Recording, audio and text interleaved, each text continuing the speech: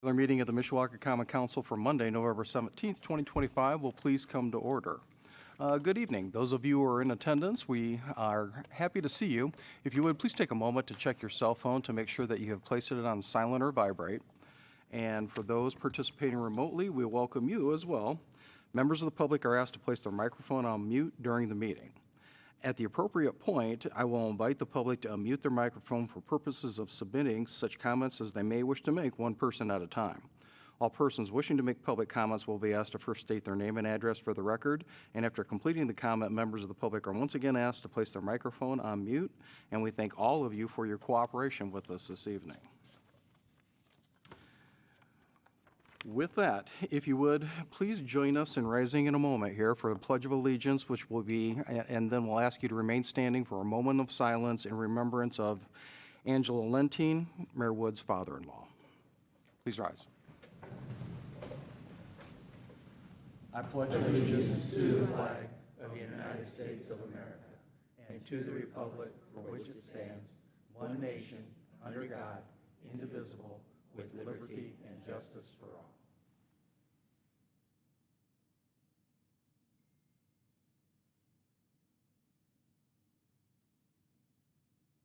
Thank you.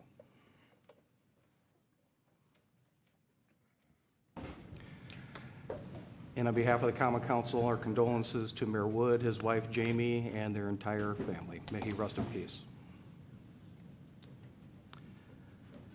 Madam Clerk, would you please call the roll? Mrs. Hazen? Here. Mrs. Volker? Here. Mr. Carroll? Here. Mr. Benicki? Here. Mr. Emmons? Here. Ms. Hahn? Here. Mr. Mamalenti? Here. Mr. Violi? Here. Mr. Hixenbaugh? Here. All the council members are present in the chambers. Thank you. At this time, before we move forward with the agenda, the chair would entertain a motion to amend the agenda by adding our appointment to the School City of Mishawaka Board of School Trustees to this evening's agenda under new business. So moved. Thank you. A motion has been made and seconded to amend the agenda by adding the council's appointment to the School City of Mishawaka Board of School Trustees as an additional action item under new business. Any additional questions or comments from the council? Then hearing none, all those in favor signify by saying aye. Aye. Opposed? Thank you. With that, we will move forward with the agenda as amended. Approval of the minutes of our regular meeting of October 27th, 2025. Are there any additional questions or comments from the council? Then hearing none, the minutes will stand approved as received from the clerk's office. Petitions, communications, remonstrance, and memorial. Yes, Mr. President, we have a letter from the Board of Zoning Appeals regarding their recommendations from their November 12th, 2025 meeting. Honorable members, a regular meeting of the Mishawaka Board of Zoning Appeals was held on the above reference date, at which time the following use variance was considered. Appeal number 25-35, an appeal submitted by Hahn Janitorial LLC requesting a use variance for 1123 South Spring Street, Mishawaka, Indiana, to allow for a second residential unit. The board, with a vote of 5-0, provided a favorable recommendation. Appeal number 25-38, an appeal submitted by Wilson Realty LLC requesting a use variance for property located at the southeast corner of State Road 23 and the Toll Road to allow for outdoor storage. The board, with a vote of 5-0, provided a favorable recommendation. This is signed by Don Witt, Administrative Planner. We also have a letter from the City Plan Commission regarding their recommendations from their November 12, 2025 meeting. Honorable members, a regular meeting of the Mishawaka Plan Commission was held at the above date, at which time the following petitions were considered. Petition number 25-17, a request submitted by Terry Segerman and Kathy Peterson of the trust requesting to annex and establish zoning as R3 multifamily residential for property located at the southeast corner of North Fir Road and East Cleveland Road for a proposed apartment complex. The commission, with a vote of 8-0, recommended approval. Petition number 25-18, a request submitted by Habitat for Humanity requesting to rezone property at the southwest corner of McKinley and Fir Road from R4 manufactured home residential to S2 planned unit development for single family, attached single family, multifamily, and clubhouse. The commission, with a vote of 8-0, recommended approval. Excuse me. Petition number 25-19, a request submitted by Wilson Realty LLC requesting to annex and establish zoning as C1 General Commercial for property located at the southwest corner of State Road 23 and the toll road to allow for a landscaping contractor. The commission, with a vote of 8 to 0, recommended approval. Petition number 25-20, a request submitted by Walmart Stores, Inc., store number 26786315, requesting to rezone part of 316 West Indian Ridge Boulevard from C1 General Commercial to C10 Filling Station Commercial. The commission, with a vote of 8 to 0, recommended approval. This is also signed by Donna Witt, Administrative Planner. Thank you. This evening, we have no report of any special committee, so we'll move into ordinances on first reading. Proposed ordinance number 2025-32, an ordinance annexing contiguous territory to the city of Mishawaka, Indiana, and providing zoning classification therefore. This is to annex and zone to R3 multifamily residential for apartment complex, 53,000 block of Fur Road. Proposed ordinance 2025-32 will be assigned to the Land Use Planning Committee. Proposed ordinance number 2025-33, an ordinance amending Chapter 137 of the Municipal Code of the City of Mishawaka, Indiana, is from time to time amended, commonly known as the Zoning Ordinance of 1966 of the City of Mishawaka, Indiana. This is to rezone from R4 to S2 PUD development for single-family, attached single-family, and multifamily dwellings and clubhouse southwest corner of Burkett and McKinley. Proposed ordinance 2025-33 will also be assigned to the Land Use Planning Committee.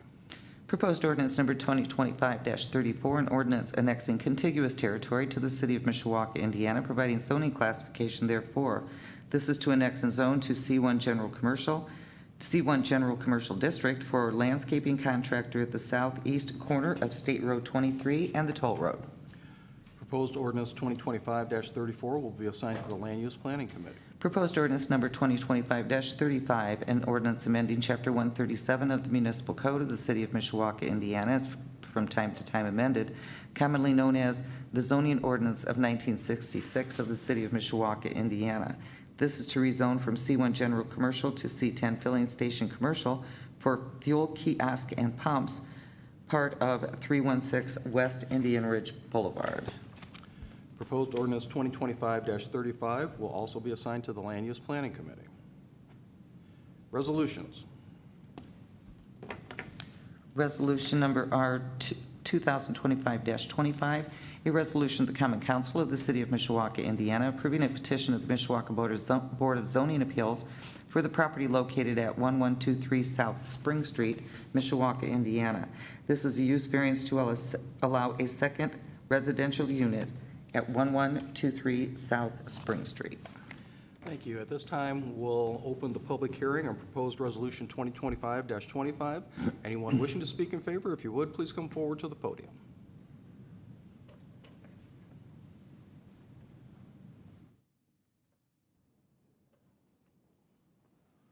Good evening. Hear me? Yes. Yep, thank you. Chris Springer, 235 Ironworks Avenue, Unit 163, Mishawaka, 46544. I'm here representing Han Janitorial on the building on Spring Street. Ms. Han came to us. I own SC Services. We are a contractor that does business in north central Indiana and southwest Michigan, and are transitioning the building, which was an old eyesore for the neighborhood. The building, I believe, went out of business in 2018, was old Gordy's Bar and Grill. Anyone who has driven by the building over the past months has seen the renovations that Han Janitorial has done to the building, and which has enhanced the neighborhood greatly. When we walked into the building over a year ago, the building was, I would almost say, condemned. That's probably a strong word. But the floors and everything else that had to be reconstructed, we went down, got everything as is. It's definitely a work in progress, but I think it's going to be a great thing for the neighborhood. And I believe everybody in the neighborhood I've spoken to really likes to see the change. Any questions? Thank you. Any questions for Mr. Springer? Mrs. Volker? Thank you. Hi, Yes. Mr. Springer. How Hello. are you? Doing well. I just had a question about how big is the lot behind, it's an extra lot, is that correct? Or is it all one lot and it's like the backyard that you're going to add on to? No. It's best viewed from 13th Street, not Spring. So if you turn the corner, heading back would be west on 13th. At one time, Gordy's Bar and Grill had a kitchen that was there on the backside of it. Okay. And that kitchen has been removed. And so the space that is going to be occupied by another apartment is actually in the original building. So there'll be nothing more added to the building whatsoever. Okay. Yes. Okay. And it has came to our attention that because you need 1.5 parking spaces per unit on that, we will fall short on that. And that space where the old kitchen will eventually be a paved parking spot for Okay. somebody to come there and park. Okay, so it's going to be enclosed in the original building, Yes. and then it would be a great building to bring to the Historic Commission for landmark status. I would I agree. would think It's the old Baldoni grocery store, yes. Yeah, it's a great building. Yes. Okay, thank you Yes. for Yes. clarifying that. Thank you. Any other questions? Other questions? Mr. Mamalenti? Not a question, but more of a comment, and I think I echo what the neighbors have said. The building looks amazing, and you all have done a great job. No, I appreciate it. Thank you. Any other questions?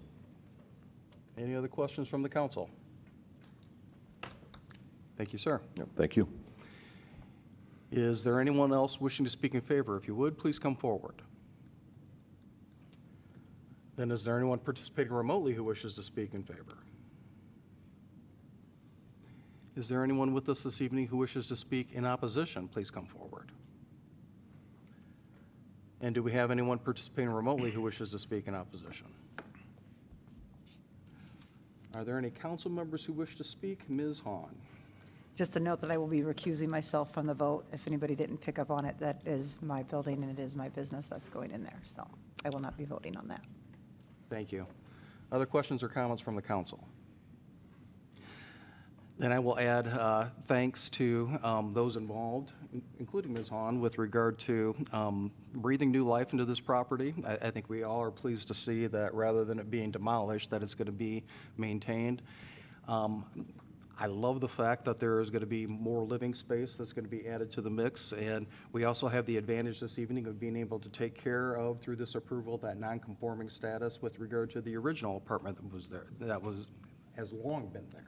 So this is good for the neighborhood and good for the community, and I look forward to supporting it. Any additional questions or comments? And hearing none, I will call for the question. Question. Madam Clerk, would you please poll the council? Mrs. Hazen. Yes. Mrs. Volker. Yes. Mr. Carroll. Yes. Mr. Benicki. Yes. Mr. Emmons. Yes. Ms. Hahn. I'll be recusing myself. Mr. Mamalenti. Yes. Mr. Violi. Yes. Mr. Hixenbaugh. Yes.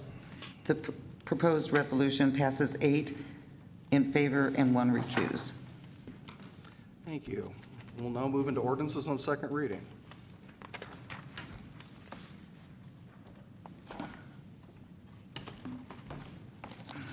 Finish through all this. Proposed ordinance number 2025-26, and ordinance amending Part 1, Chapter 62 of the Municipal Code of the City of Mishawaka, Indiana, is from time to time amended. This ordinance has been amended in the past, and it's being requested to be amended again. Thank you. At this time, the chair would entertain a motion to amend proposed ordinance 2025-26 at the request of the administration and as reflected in the amended copy of the ordinance that has been distributed to the council. So moved. Second. Thank you. A motion has been made and seconded to further amend proposed ordinance 2025-26 at the request of the administration. Any additional questions or comments? Then hearing none, all those in favor signify by saying aye. Aye. Opposed? Thank you. With that, may we have the committee report, please? Thank you, Mr. President. To the members of the Common Council of the City of Mishawaka, your Committee on Budget and Finance, to whom was referred the matter of proposed ordinance number 2025-26AA, report that they have examined said matter and that, in their opinion, should be adopted. This is signed by the entire committee, and I move for its acceptance. Second. Thank you. A motion has been made and seconded to approve the committee report. Any additional questions or comments? And hearing none, all those in favor signify by saying aye. Aye. Opposed? Thank you. And with that, we will move into second reading and public hearing on proposed ordinance 2025-26 AA as amended twice. Anyone wishing to speak in favor, if you would, please come forward to the podium. President Hicksonball, esteemed members of Mishawaka Common Council, Matt Lynch, 100 Lincoln Way West, Mishawaka. It's an honor to stand before you tonight to open this important meeting, the second reading of the Mishawaka Utilities Wastewater Division rate plan. I want to talk just a few minutes to frame why we are here, what is the process about, and why it matters for all of us as a community. First, let me begin with this. Mishawaka Utilities is one of the city's greatest assets, I believe. Together, our divisions represent over $90 million in value, providing safe, reliable, and affordable services to thousands of residents and businesses every single day. Wastewater is something most people don't, wastewater in particular is something most people don't think about until there's a problem. When you flip a switch, run water down a drain, or flush a toilet, it is the Mishawaka wastewater that makes our community run safely, sustainably, and responsibly. That's why tonight's important. We're here to talk about the future. Now, let's be clear. Let's face it, nobody likes to see their rates increased, and I above them. I understand that, council members understand that, every family and business in this city understands that, but what we also understand is that to not act in this case would be irresponsible. Utilities cannot stand still. Infrastructure ages, regulations change, and the demand of tomorrow must be met with planning today. That's why I've been working with the team of folks that are seated here, both from the wastewater and Baker Tilly, working for 11 and a half months, not only on a rate plan, but an exhaustive 20-year capital assessment audit and plan. This has been one of the most detailed and comprehensive looks we've ever taken at our system. And we could not have done it alone. I want to especially thank our friends at Baker Tilly and Tim Healy, T.Y. Lynn, for the extraordinary partnership and great work, as well as Jill and Johnny from wastewater, and as well as the folks who preceded, who have retired, and who have done great work to date. So what does this plan mean? Simply put, it's about sustainability, affordability, and responsibility. Sustainability, we are protecting and planning for the long-term health of our wastewater system so it can continue to serve our residents and businesses for generations. Affordability, we're using a measured stair-step approach, 3.75% increase per year over 5 years, instead of a single sharp increase that you'll see a lot of times from those who aren't municipal utilities that are investor-owned. We are a municipal utility. We're a nonprofit, and it makes our residents, our ratepayers, are our stakeholders. So we want to spread out the impact, make it more predictable, and help households and businesses budget. Responsibility, we're taking care of today's needs while planning for tomorrow's demands. We're managing our assets well, not letting problems pile up for future councils or citizens to face. And my friends down here are tired of me saying this, but we will not kick the can down the road for future councils or future administrations to deal with. This is the hard work of leadership. While it may not be popular in the short term, it is absolutely necessary in the long term. By adopting this plan, Mishawaka will continue to have one of the most reliable and well-managed utilities in the state. Tonight, you'll hear from our partners, from the experts who have helped us build this plan, and from our team who keeps these utilities running day in and day out.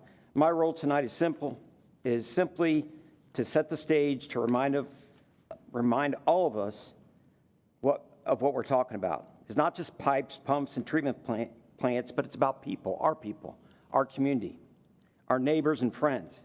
It's about families who depend on safe, affordable services.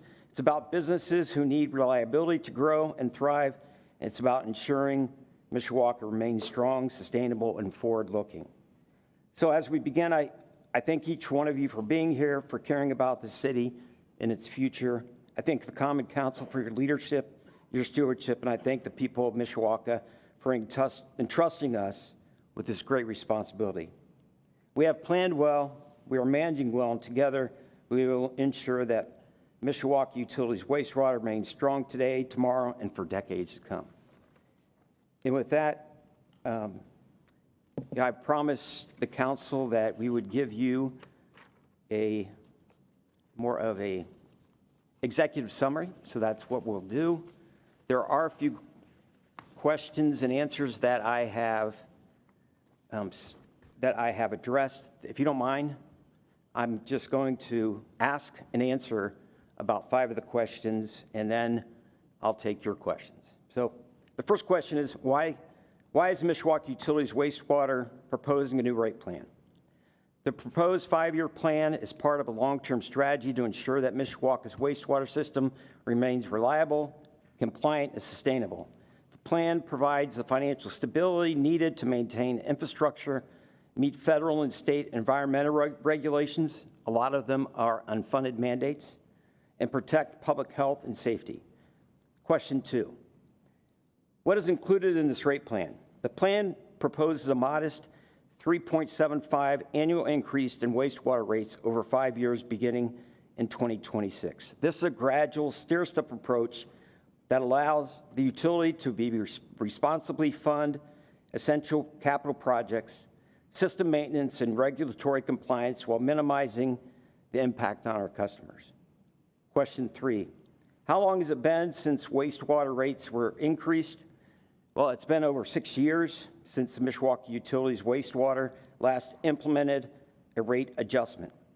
During that time, operational costs, construction expenses, and regulatory requirements have all increased significantly. The current plan ensures that Mishawaka Utilities wastewater can continue to meet service demands without compromising quality or compliance. Question number 4, how has TIF funded supported wastewater operations, and is that subsidy ending? Well, as we know, all things must come to an end, and it's one of those things that over the past several years, the city's tax incremental finance district have helped subsidize key wastewater infrastructure projects, particularly those supporting economic development and neighborhood revitalization. However, as those TIF districts mature and the obligations phase out, this temporary subsidy is expiring, which means that $5 million in funding over the next 5 or so years is going away. The new rate plan replaces those outside supports with a sustainable utility-based funding model that keeps Mishawaka Utilities wastewater self-sufficient and strong in the long term. Last question I have, and I'll answer any question that you have. If we raise rates for wastewater, can we lower them in another utility? And simply, the answer is no. We're looking at, exhaustively looking at all of our utilities. We have to look at them separately and exhaustively to make sure that they're all self-sustaining, that the assets are where we need them to be. And we've looked at 385 assets and over a 20-year period. It's going to take about $261 million as it stands now to replace or fix those going forward. So each of the Mishawaka Utilities, electric, wastewater, water, solid waste, is operated as a standalone enterprise fund, meaning each must remain financially independent and self-sustaining. Transferring revenue between utilities would be irresponsible and inequitable, effectively strengthening one utility at the expense of another. This rate plan ensures that each utility remains strong and properly funded, maintaining the exceptional level of service that our residents expect. And I apologize for having a little bit of cotton mouth. I'll take your questions. Thank you. Any questions for Mr. Lynch? Ms. Hahn? Is there, well, first of all, thank you for putting this together for the council. It's really easy to read and understand. Is there anywhere where the public could have access to this if they wanted to dig a little deeper?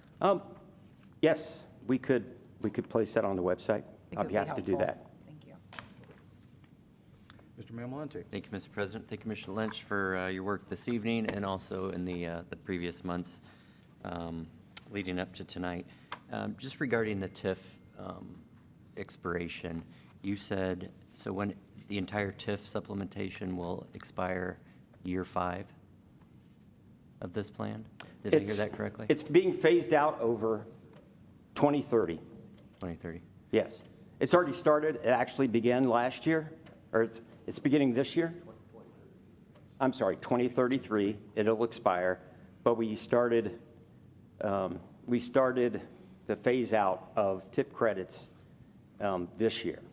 So And so that added up to about $5 million per year. the total amount of TIF credits for Mishawaka Utilities is $5 million. And the increases that you're proposing this evening will absorb that, or Yes. in lieu of that, that'll take care of that?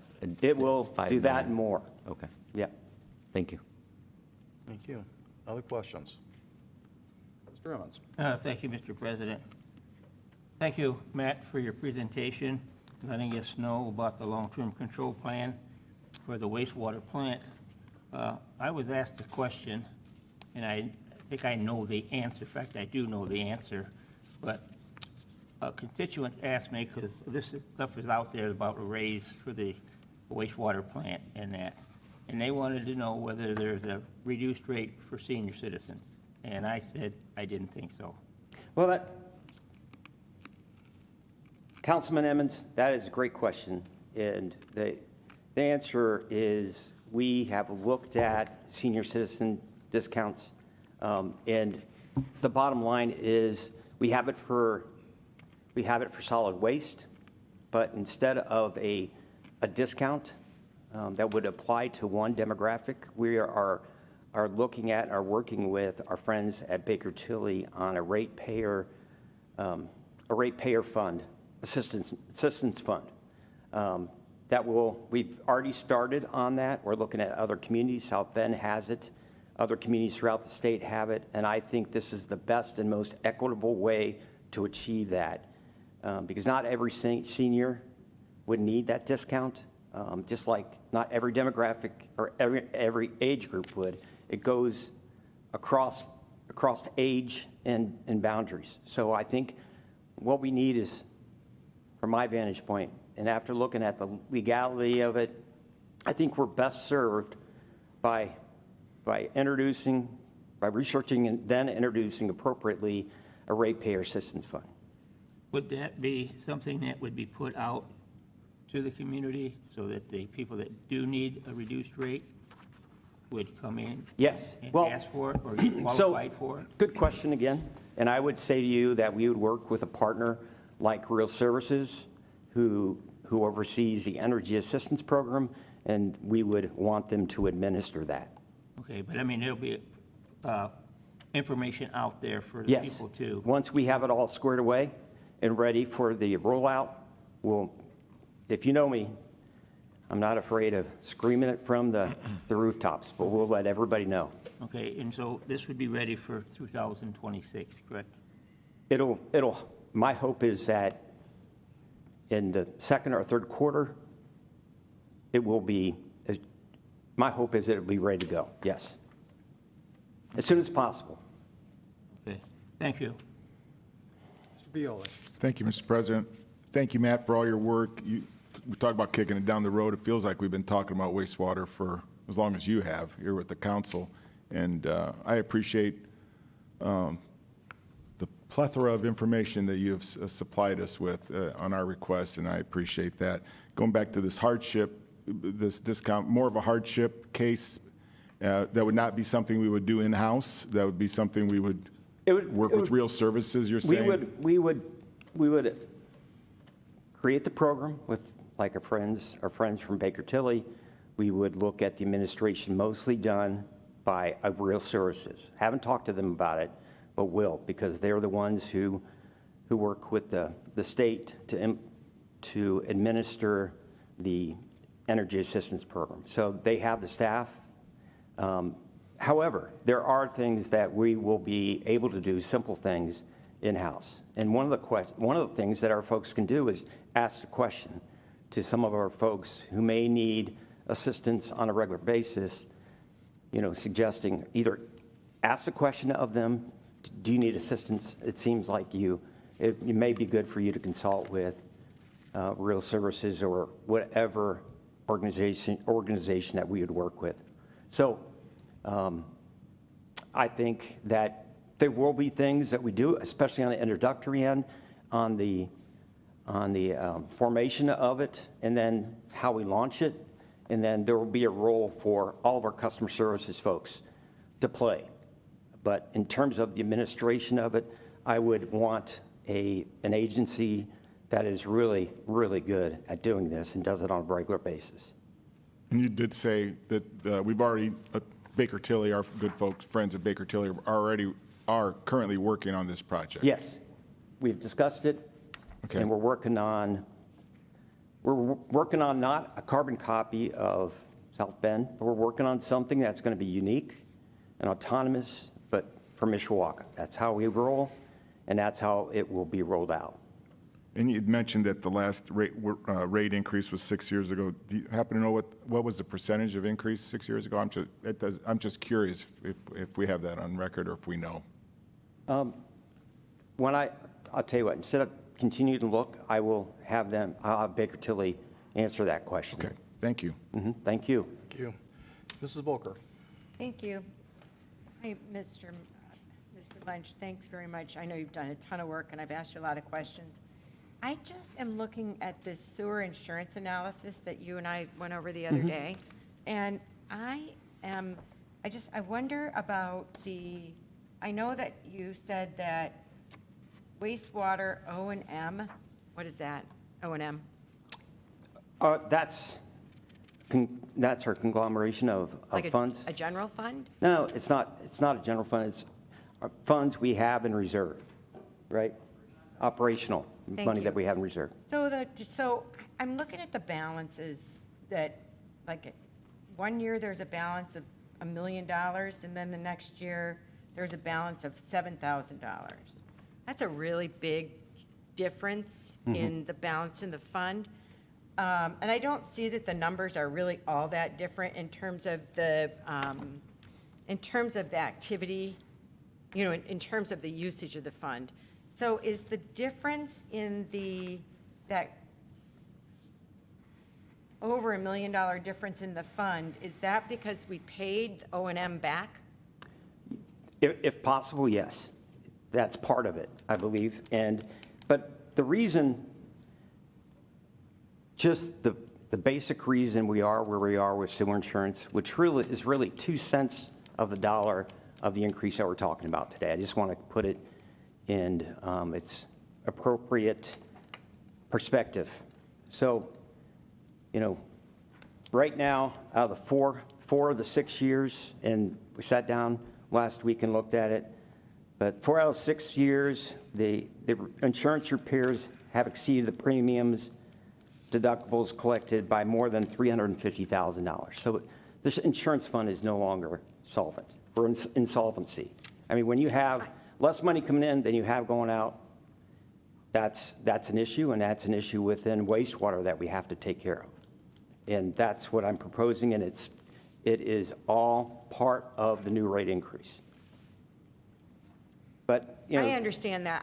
It's a big difference. It's $1 million difference in the fund from the end of 2024 to, what year is it? 2025. 25. So it's the end of 2023, I guess, to the end of 2024. It's just a really big difference in the balance in the fund, and maybe I'm misunderstanding it. Well, and again, we can provide you with more clarification, but the bottom line, as I said, is that we're just not taking in enough to cover the cost. And that has made the insurance fund insolvent. And it's no longer self-sustaining. And by building that into the rates, it's $1.56 that we're adding to the insurance. I've looked at it commercially, and the best I could find commercially, and that's with water, the company that provides water line insurance is $1,380. That's because of our aging infrastructure and all the things that would go into rating us. That's what, if we didn't charge, I'm not talking about $220, I'm talking about $376. If we went to the open market, it would be $13.80. So, Okay. but, you know, the reason for it is inflation, aging infrastructure, the cost of excavation, pipe replacement, labor, and restoration has risen sharply in our sewer system.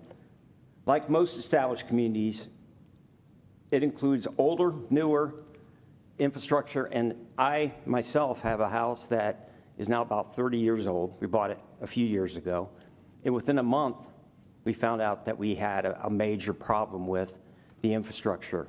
And what we found is roots had grown through the PVC, and so they had to dig on my wife's birthday 3 years ago, and they had to dig down, and they found the issue, and they had to replace it, but it took them 7 hours.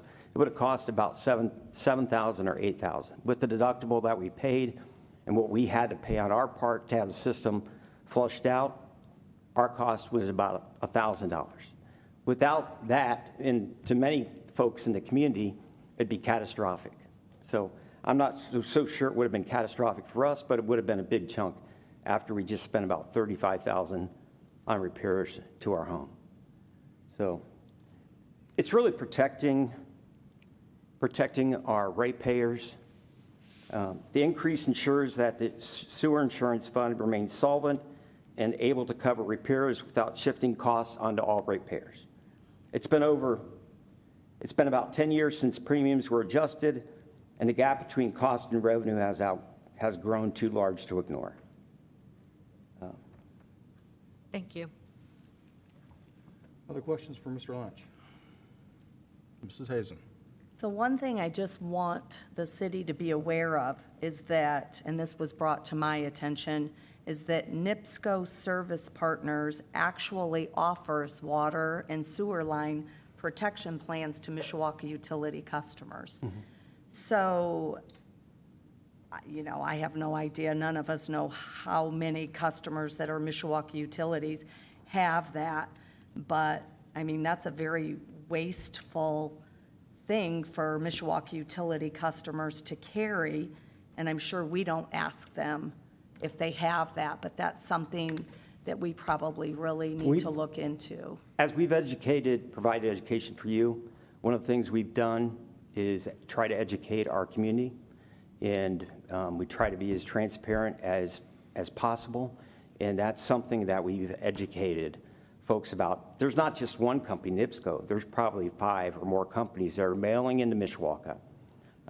We work with a water line company, insurance company, and what we're offering to as a utility is really a bargain, because what they would pay Right. through, they could get it through their homeowner's insurance too, but they would be paying a lot more. My concern is both- just that we don't check with the people first to make sure they don't have, I don't know if you guys do or not. No, I'm just saying that we As people probably- come in, Yeah. that is something we try to bring up, but it's a mandatory part of, you know, we're not asking them to purchase the insurance, it's mandatory. Right.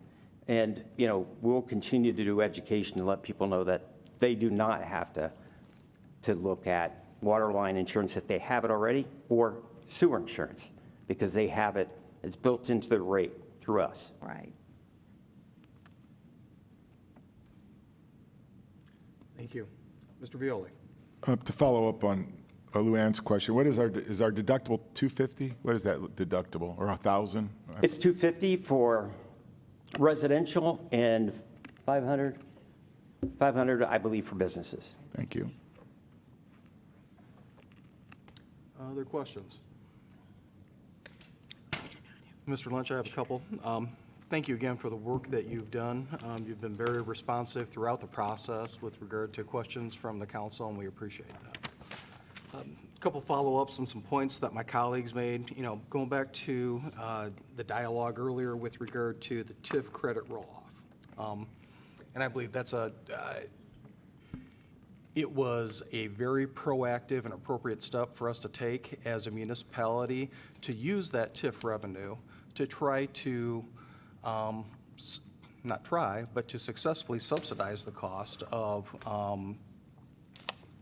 wastewater rates for citizens throughout the community. I'm in agreement with that. Then with regard to the dialogue earlier about the roll-off and that 2033 deadline, is it not in fact the case that that 2033 deadline and the expiration date that's related to it for our consolidated TIF area, that's a function of Indiana law. That wasn't a local decision that we made. That was at the behest of the Indiana General Assembly. So our TIF revenue is going to be impacted and that TIF area goes away as of 2033, correct? That's what I understand. Okay. Yes. And a couple of other points, with regard to the questions that Mrs. Volker was posing related to the sewer insurance. And I think that the sewer insurance program is another example of where we've been very proactive as a community and really worked together to try to avoid any single resident having to shoulder an exorbitant cost when their sewer Yes. fails. But with regard to those financial questions that Mrs. Volker posed, I appreciated your answer, but my suggestion might be that perhaps our financial consultants would be able to address that a little bit more fully, because I don't think that I Okay. totally heard an answer to Mrs. Volker's question in that back and forth. So if we can have Baker Tilly address that would be great. Okay. The other thing that comes to mind is the hardship program that you mentioned. And I know from multiple conversations between yourself, myself, and Councilman Violi that this has been a topic that we have been discussing going back to the electric utility rate increases that we considered in the past. I tend to agree with you that a broader scope and looking at hardship rather than age as the sole trigger makes sense. What concerns me is the timeline, and some of it is related to the fact that we've been having this discussion going back a year or more. So I'm not real comfortable with waiting until second quarter of 2026 for something to be presented to the council. I'd love it if it could be presented to us here in calendar year, 2025. I'd like to receive some thoughts in writing Yes. from the administration on that yet this calendar year, but I'm also sensitive to the fact that this time of year, with the holidays being what they are and everybody's schedule being crazy, may not be conducive to that. But my hope would be that this council could receive some tangible thought on that type of program by no later than the end of January. We can do that.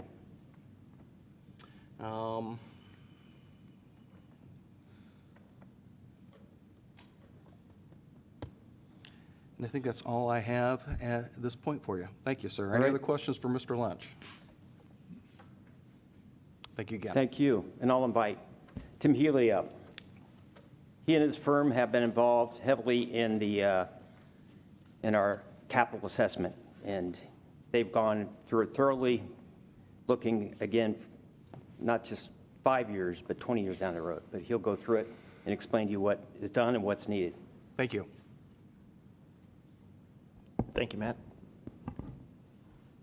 Good evening. And I think, as Matt alluded to, we'll try and, I know we've talked about this a few times already, so we'll try and go through it somewhat briefly, but any questions, please jump in. Certainly. Go. Mr. Healy, if I can be rude while you're trying to work the technology, could Please. you formally identify yourself for the record? Thank you. Tim Healy, consultant with the firm T.Y. Lin. We've been able to work with the city of Mishawaka, gosh, maybe from late 90s, working at the wastewater treatment plant Thank you, sir. specifically. All right. I got a little too excited. Okay, so to build this comprehensive 20-year plan that Matt alluded to, we started off working with Jill and Johnny at the wastewater treatment plant and just really inventoried all the assets. I know some of you have been there, taken folks on tours.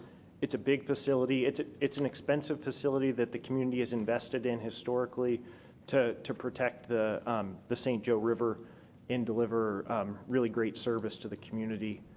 Those assets were inventoried, and really what we're trying to get at here is there's a lot there. It's kind of like your house, but instead of just your roof and your air conditioner, you've got blowers and pumps and mixers, and, you know, each of these things could be a few $100,000, and maybe you've got 8 or 10 of that one item. So assessed all these, assigned cost to each, and again, just to give you a sense of these, that even as you go along like the Riverwalk and you see some of those tanks out there, I mean, even the tank that looks like it's just full of water could have, you know, 100,000 diffusers at the bottom of the tank, and they only last 20 years. They need to be replaced, and by replacing them, we can save money and treat wastewater more efficiently. And similarly, we've got, you know, a pump here on the left-hand side of the screen. It's one of the raw sewage pumps that were just rebuilt instead of being replaced, so that we could get them back to like kind of factory specs, but not have to spend the money to buy brand new equipment.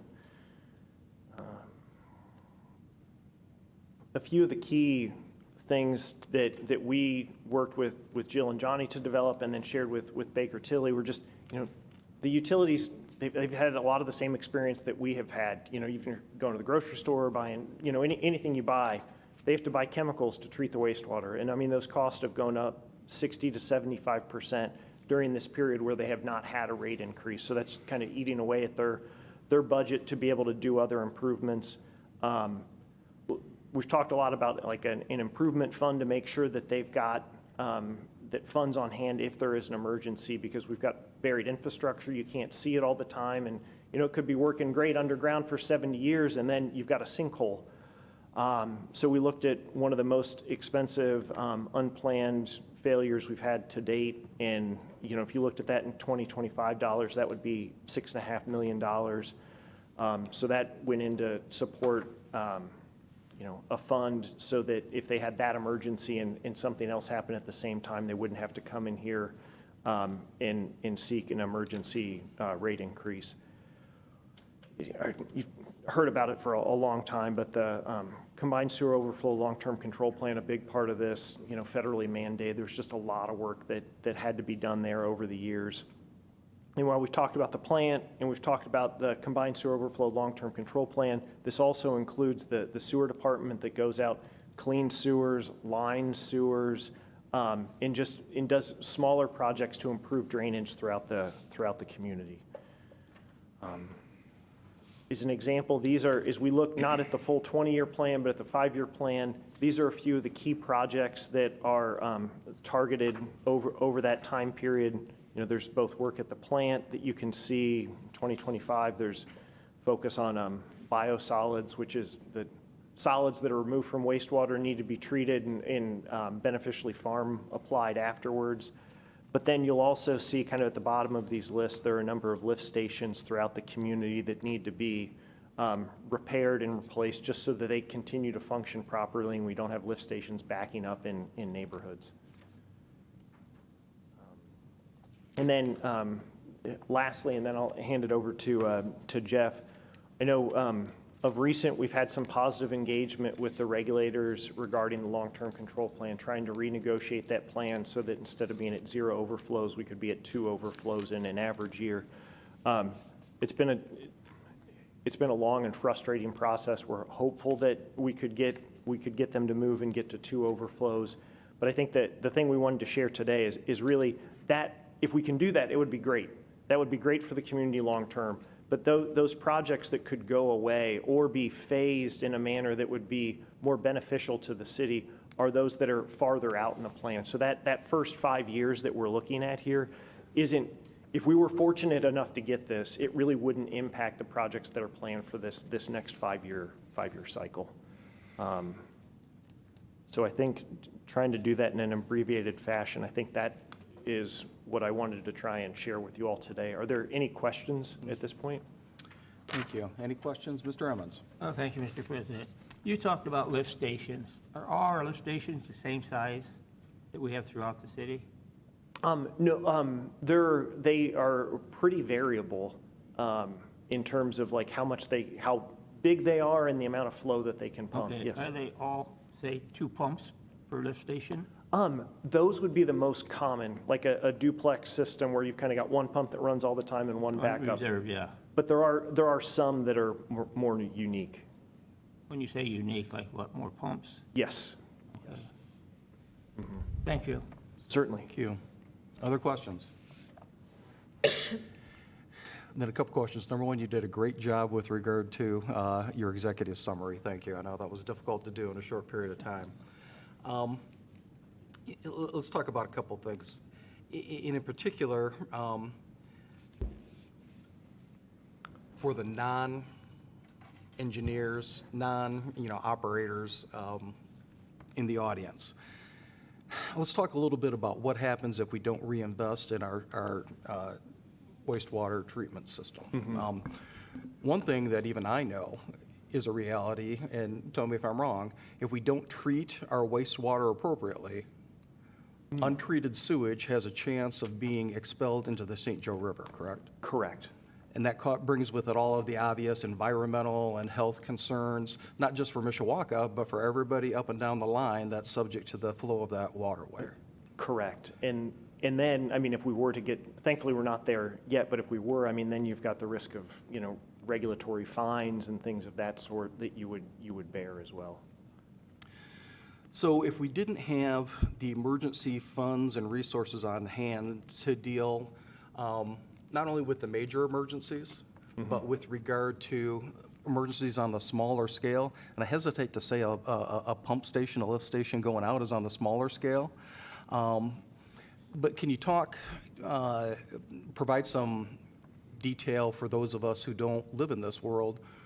What's the impact on a resident in their home? What's an impact on a business person in their place of business, and those who are in close proximity to those locations when they have a major sewer Thank you. emergency? And I mean, unfortunately, that if everything went wrong, what would happen is, all the sewage continues to flow to this pump station, and it's not leaving the pump station. So then you run the risk of backing up into people's basements, into, businesses, and you get sewage where nobody wants it to be, or, into the street and things of that sort. So, I mean, worst case, that's what you would anticipate happening. So people are dislocated out of their residence or their place of business during the cleanup process? They incur some expense. I have to believe that with what you described, there are health risks as well that are attendant to all of that. Sorry, I shouldn't be smiling, but yeah, having lived, I live in a combined sewer area as well, and have unfortunately experienced basement backups where you have that sewage coming up through the sump in your basement. I mean, it's a horrible feeling. And then afterwards, you've got to deal with, what are you going to do? I mean, it takes a lot of bleach to make you feel comfortable to let your kids play in the basement after you've had sewage going across your basement floor. And unlike our friends in St. Joseph County, where we have homes, even subdivisions, that are totally on a septic system, correct? In the city of Mishawaka, we don't allow for individual residences and businesses to be on a sump. We mandate a connection to our sewage, our wastewater system and our sewage treatment plant, do we not? I don't know if I can speak authoritatively on that one. Okay. I believe that's the case, but. All right. Thank you. Any other questions for Mr. Healy? Thank you, sir. All right, good evening. Jeff Rao, principal with Baker Tilly, 112 Ironworks Avenue, so right across the street. First of all, appreciate this opportunity, appreciate the support in patience and questions throughout this process over the last 10, 11 months from council and Matt's team and in the city. So everyone has just been really supportive and great throughout this whole process. So in trying to stay in line with executive summary, I'm going to kind of try to go through these slides, but really just kind of hit the high points. But please stop me as you have questions that may come up. I know we've talked about this before, but again, just to highlight the overarching goal of the comprehensive financial plan, which covers a span of short-term needs, 5 years, and then also long-term needs, which is 20 years. Really, the overall goal, I think we can sum it up in 2 words, and that's sustainability and affordability. So really, the comprehensive rate plan was put together and prepared in a way that does just that, in which that it provides for future sustainability. In other words, having sufficient funds coming in every month, but also sufficient cash reserves on hand to continue to operate the system at a high level. And then in terms of affordability, a plan that would set a rate schedule in a way that provides for frequent incremental annual increases, modest increases over time, over a 5-year period. So I think we've accomplished that with the plan that is in front of the council this evening. I want to talk again, just briefly, sort of as a refresher about the headwinds, the financial headwinds that we were taking into account as putting together the comprehensive plan. We've already talked about it to some length tonight, the TIF credit roll-off, which will occur in 2025, $600,000, another roll-off in 2028, 2031, and then finally in 2033. So if we're just looking at the 5-year window or 6-year window in front of us that the rate plan covers, as was mentioned before, that accounts for nearly $5 million of reduced revenue or subsidy that's coming into the sewage works to help pay for operating and capital needs. That $5 million and those roll-offs have been built into the rate model so that the utility continues to collect what it needs to collect in order to provide, again, for operations. The 3 other headwinds I'll mention, capital projects. We've talked about that. The plan is heavily influenced by the future capital needs. Roughly $291 million of capital needs over the next 20 years have been identified based on that very detailed asset audit that has been completed. Roughly $100 million of the $291 million is needed from now until 2030. And then the balance, roughly $190 million, is needed through the balance of the plan, so roughly the remaining 15 years or so. About $121 million of the capital needs relates to the long-term control plan. And then about $170 million of capital needs relates to just normal capital replacements and aging equipment and infrastructure. As a way to try to keep the rate plan as affordable as possible, we've included really 2 funding sources for those capital projects. The first being bond funded, about $223 million of capital to be paid for through future bond issues going forward, and roughly $3.4 million per year, this is per year, about $3.4 million per year to be cash funded, so on a pay-go basis through the rates and charges that are collected. The third headwind, primary headwind, inflationary environment. So we all know we've seen the trend in costs since 2020, and even though inflation doesn't continue to increase at the same pace as what we saw in 2020, 2021, 2022, most of those price increases have not fallen back to their original price points. So there hasn't been a mechanism to address that within the sewage works from a financial standpoint because of the fact that the last rate increase, I think this speaks to one of the council members' questions, when was the last rate increase and when was it, what was the amount or what was the impact? We have to go back to 2020 since the last rate adjustment, and that was a 11% increase, which was to the average user $5.76. So that was, according to our records, our knowledge, that was when the last rate increase for sewage went into effect. So again, we're kind of really fighting against those inflationary increases and working those increases, not only the inflationary increases that we've seen in place now, but also over the next 5 years, looking at building in a modest 3% inflationary increase to cost going forward as well. And last but not least, we've talked about this, the increased cost to provide residential sewer insurance. And I know Matt had mentioned sort of the history there. but looking to right-size that rate again, or true up that rate so that it's sufficient to support the current insurance needs on an ongoing basis. I'm not going to spend a lot of time on the key assumptions. I know we've kind of talked about this, but as I mentioned, we're building in future inflation. We're building in assumptions for future bond issues to help pay for the capital needs.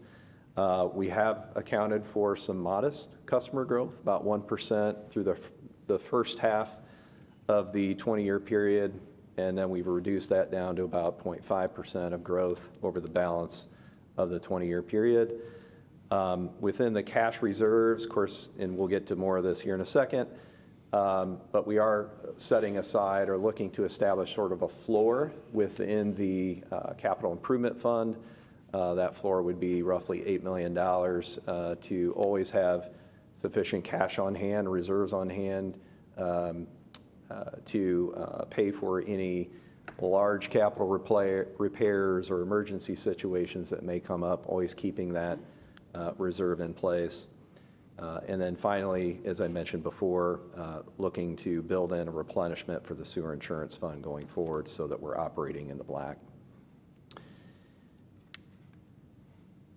The next slide is, again, just a summary of total annual revenue requirements or total annual expenses. This includes operating costs, debt service costs, capital needs, and also payment in lieu of taxes. So again, just quick observations here. 2024 actual total revenue requirements was about $25.2 million. Estimating that to go up to about $28.5 million in 2025. And then we see some ebbs and flows over the next 3 or 4 years. And then finally landing on an estimated annual revenue requirement in 2030 of about $29 million.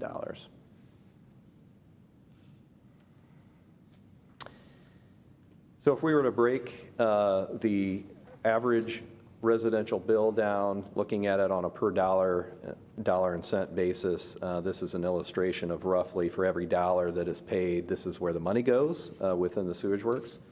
So roughly 35 cents on the dollar goes to operating expenses, roughly 2 cents goes to insurance claims and expenses, about 46%, so the largest percentage of the dollar goes back to bond repayments and reserves.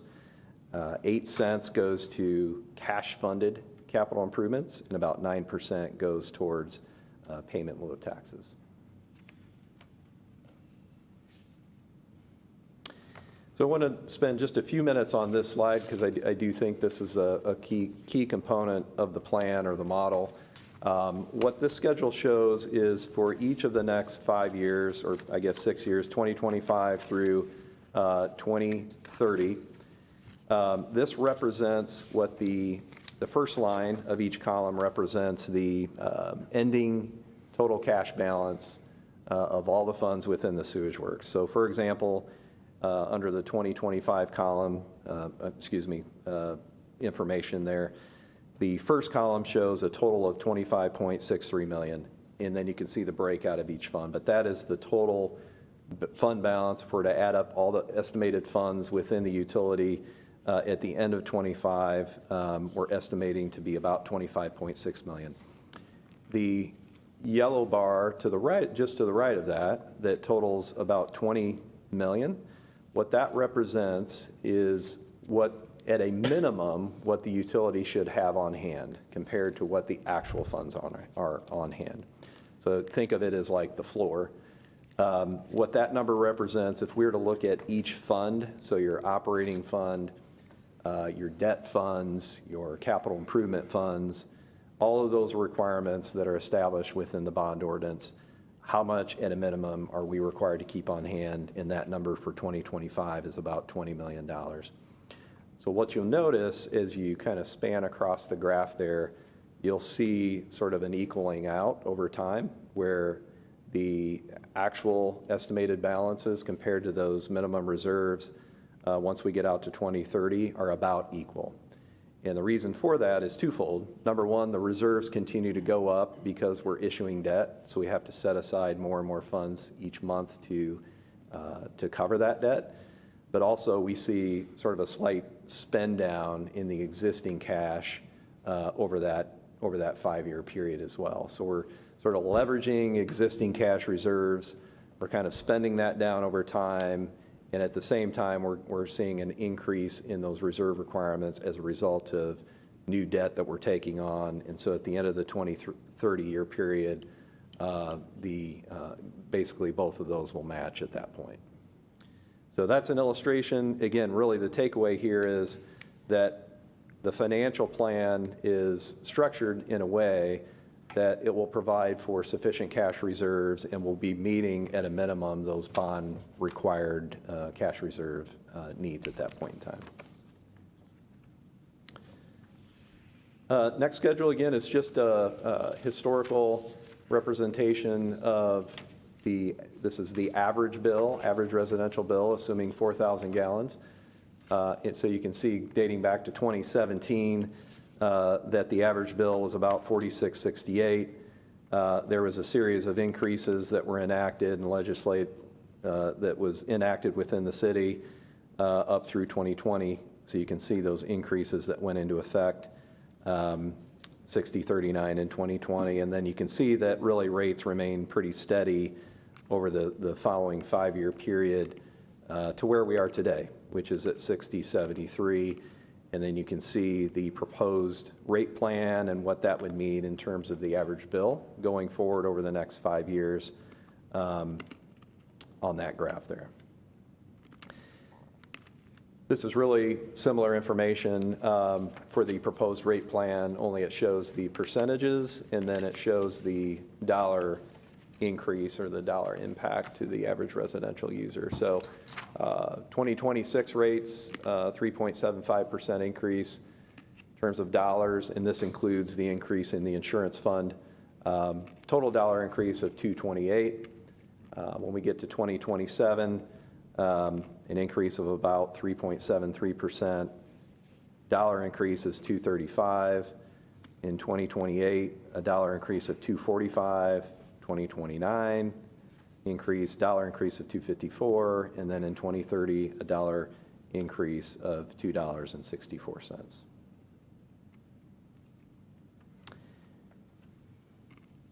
I believe we've showed this information previously, but this is again a graph of some peer communities based on similar population, but also communities that are also having to address long-term control plan CSO requirements and mandates. So it just kind of gives us a rough idea in terms of how we compare or how the city compares to those other peer communities. As you can see, current rates are really somewhere in the middle right now for the city compared to those other communities. And then we are also showing the 2026 rate, kind of that first phase increase and how the city would stack up after the 2026 increase goes into place. It's also important to note that these numbers continue to always change.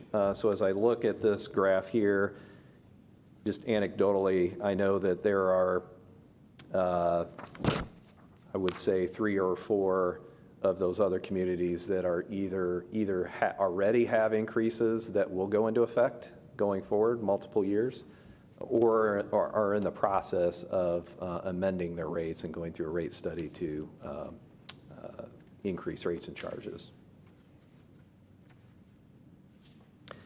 And the last schedule gives a sort of a visual representation of a total utility bill compared to peer communities. So this would include sewer, stormwater, water, electric, and if a community has municipal trash, it includes trash and recycling as well. So as we can see, based on these peer communities, City of Mishawaka is the lowest at this point in time.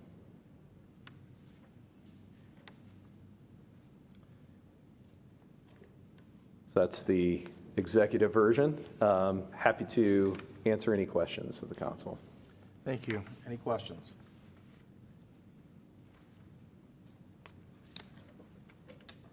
Well done. Thank you. Okay, thank you.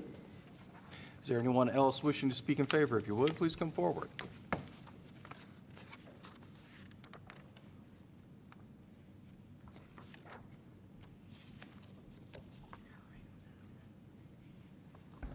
Mr. President, council members, Dave Wooden, Mayor, here to speak in support of proposed ordinance number 2025-26. I would not come and ask for a rate increase without I get up publicly and speak in favor of it. And so I would also, having done so, ask for your support. We operate a complex business here, wastewater treatment, that is costly, but it's essential. It is required by federal and state law, and just like every household that we serve, our costs are going up. And so you've seen the cost of everything from chemicals to equipment going up. Certainly our labor costs have gone up as well since our last rate increase many years ago. And we also have unfunded mandates that are required of us from the federal government. And so we continue to work and make great progress. I would put our progress against any's that you, communities that you care to look to. We are a great actor, I think, in the eyes of the federal and state regulators. We have many challenges. First of all, our operation, our plant is aging, and we need to invest in it. And that includes everything from some of the pumps and equipment that you've seen, also security. We need to make sure our plant is secure because it is a vital operation service that we provide, and we must make sure that it's secure. We've been blessed, fortunate over many, many years to have had a portion of our rates as citizens subsidized by Mishawaka's growth. That means TIF, Tax Incremental Finance, has subsidized a portion of mine, yours, every resident, every ratepayer's wastewater bill. Well, as you've heard tonight, that's going away. The state of Indiana has sunset our TIF, not through our action, but as a result of the state of Indiana General Assembly taking action. So we lose that in 2033. But before that happens in 2033, Senate Enrolled Act 1 will chip away at our TIF revenues, which will mean increasingly that we need to wean ourselves off of TIF. And so those costs have to go to the ratepayer because we run a nonprofit utility. The city owns it, and we have to pay for those services. We expect a high level of service, and that means protecting our environment. And so you've heard we have a long-term, we have a long-term control plan. We are attempting to, over the past 6 or 7 years, I lose count in the frustration, but we are attempting to renegotiate that. We are making progress, but we have spent $300 million to date to make sure that our river quality is good, to redesign our system through no fault of our own. We were, we're a community where everything was combined underground and ran to the river. And so we have to fix that, and we have a responsibility to do it, and we will do it. It's the right thing to do. But we're going to do it responsibly, and we're going to do it with common sense. And so that's why we're renegotiating with the United States EPA and the Department of Justice. What that looks like is we're separating now more than we have in the past, rather than storing. And so when you think about some of the big projects you see around Mishawaka, 3rd Street, over in the West End, those are sewer projects. And while TIF is going away, TIF has supported some of those major projects if it were in a TIF district. Well, we're going to lose that ability. And secondly, we still have the unfunded mandate. We have to do some of these projects. They have a, I think, kind of a much bigger than a sewer influence on a neighborhood. They have a much greater benefit in that we are putting in not only new sewer pipes, but we're replacing water main, which in some cases lead. We're putting in new street lighting. We're putting in new gutters, new curbs, new sidewalks in our oldest neighborhoods that need some of this work the most. It's having a very good redevelopment effect and a property value stabilizing effect. We have many projects under construction right now. We have many more planned that are not funded. So we can't go to TIF to fund them. Sewer rates fund those projects. So when you think about some of the Linden neighborhood, that we have projects that are planned but not funded.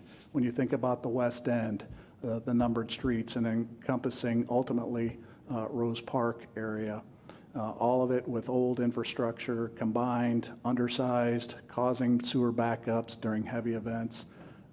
We now have the ability with these rates and the projects that we have planned to address that.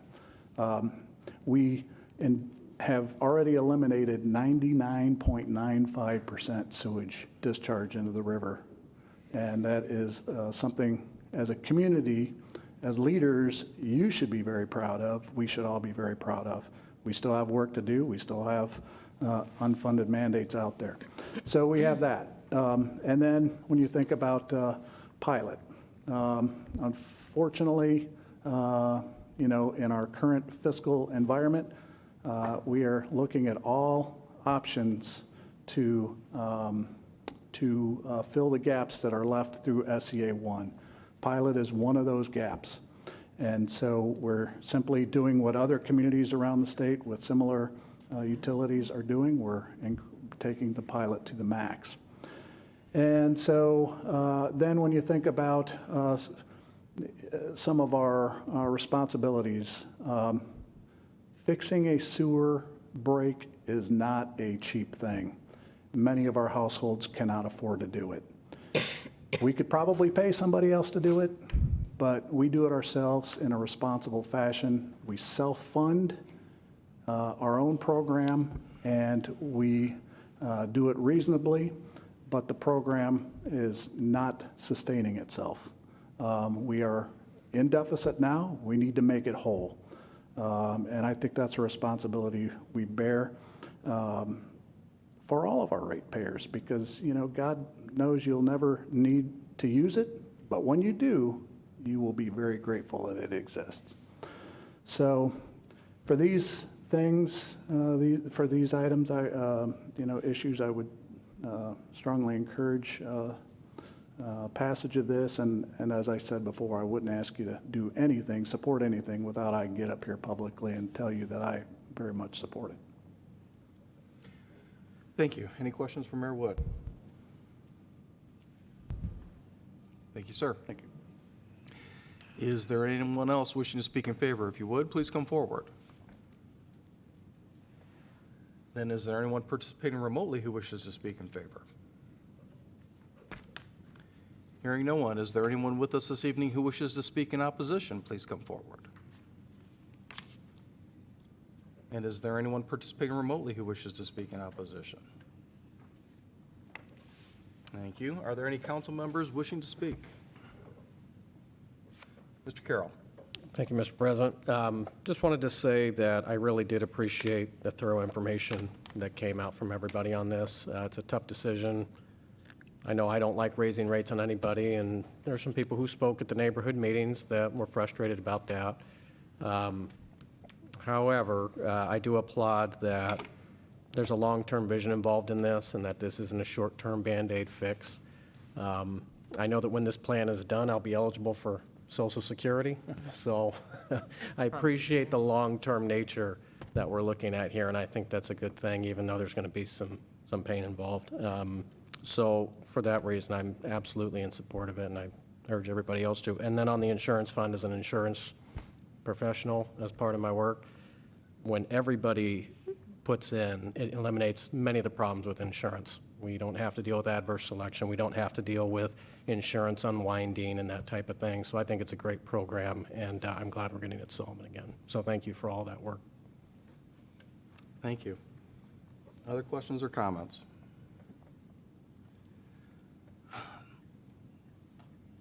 As has been said multiple times this evening, including by Mr. Carroll, none of us want to raise rates. None of us want to have that be visited upon anybody in the community, and especially in this economy at this point in time.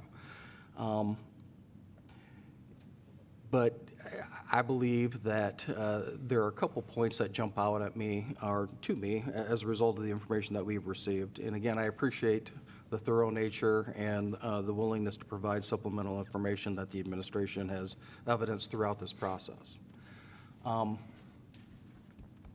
It's that expense of what it costs to make sure that people's houses are secure and safe. When we look at those slides and we see not just millions of dollars, but tens and hundreds of millions of dollars of investment that's necessary, I don't know how we can avoid reinvesting in our system. From my perspective, I certainly can understand the reluctance of anyone who sits in these seats and who does not want to raise any utility rates. I'm not crazy about it, nor have I ever been in the past. But from my perspective, it has always felt to me that if I didn't cast a vote that went against what I really wanted to do, then in effect, I'm passing the buck down the line to the next people. And I'm ignoring the immediacy of the issues that are front and center.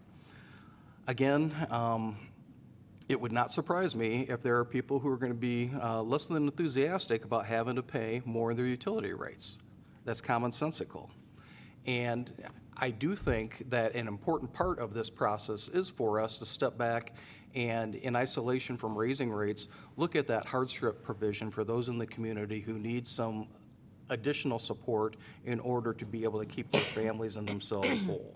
So I look forward to working with the administration on that initiative. But at the end of the day, as much as I don't like it, I can live with people being mad at me for raising the rates. What I can't live is for taking what would appear to be the easy way out and not raise these rates. But I can't live with the thought that that results in the potential of significant harm, catastrophic failure, emergency situations throughout the community that will not serve the best interests of the community. And I'm simply not willing to gamble with public health and safety in that manner. So this evening, I also will be supporting this measure. Any additional questions or comments from the council? Then hearing none, I will call for the question. Question. Madam Clerk, would you please poll the council? Mrs. Hazen? Yes. Mrs. Volker? Yes. Mr. Carroll? Yes. Mr. Benucci? Yes. Mr. Emmons? Yes. Ms. Hahn? Yes. Mr. Mamalenti? Yes. Mr. Violi? Yes. Mr. Hicksonbaugh? Yes. Proposed ordinance passes 9-0. Thank you. At this time, we'll move into privilege of the floor, and members of the public are invited to the podium to speak with respect to non-agenda items only under privilege of the floor. Seeing no one, is there anyone participating remotely who wishes to speak under privilege of the floor? Thank you. With that, we'll move into unfinished business, of which there is none. New business. And at this time, based upon the amendment to the agenda that we approved earlier, the chair would entertain a motion to, for purposes of an appointment to the School City of Mishawaka Board of School Trustees. Mr. Mamalenti. Thank you, Mr. President. I would like to make the motion and the nomination to reappoint Mr. Dave Weber to the School City of Mishawaka Board of Trustees. Again, I think he's done an amazing job, and he's done a great job of keeping the council up to date on certain items and giving some perspective from the school board and giving that information to the council. So I would like to make a motion and a nomination for Mr. Dave Weber. Second. Thank you. A motion has been made and seconded to appoint Dave Weber to the School City of Mishawaka Board of School Trustees as the appointment of the Mishawaka Common Council.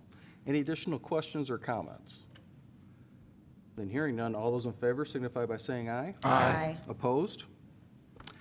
The ayes have it. Congratulations, Mr. Weber. Is there any other new business to come before the council? Mr. Emmons? Thank you, Mr. President. I'd like to mention that November 20th, the West End, First District West End meeting will be at 7 o'clock at St. Babel's. It's a little bit different meeting this time. We're having people from our community who will be addressing at the meeting.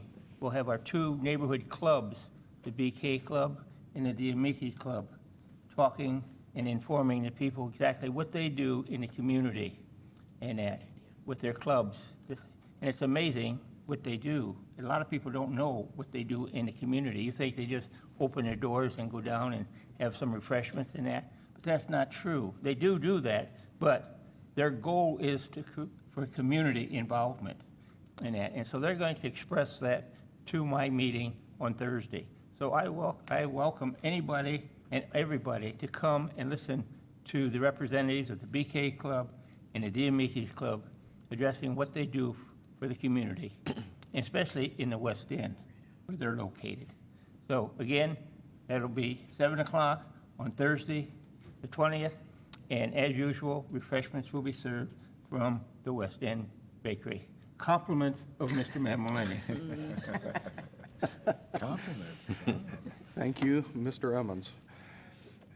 Mr. Mammalini, any rebuttal to any of that?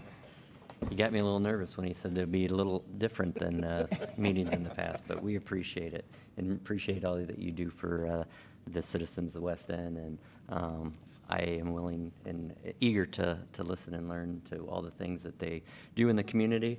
I know I learn something new every single time I hear from them. Quick question, will they be accepting applications at your meeting for membership? Oh, yes, Okay. definitely. Sounds good. Mr. President, if I could still have the Now, floor. if you're over 65 or 70, there is no fee, so, but your young pups, they will tax you on that. Sounds good. Look forward to it. Also would like to remind folks that typically we have the monthly Twin Branch Neighborhood Watch meeting. However, with some scheduling conflicts, we will not have a meeting in November. Our next meeting will be in January 21st at 7 o'clock. Location and speaker to be determined. Thank you, sir. Any other new business to come before the council? Then hearing none, we are adjourned. Thank you, folks.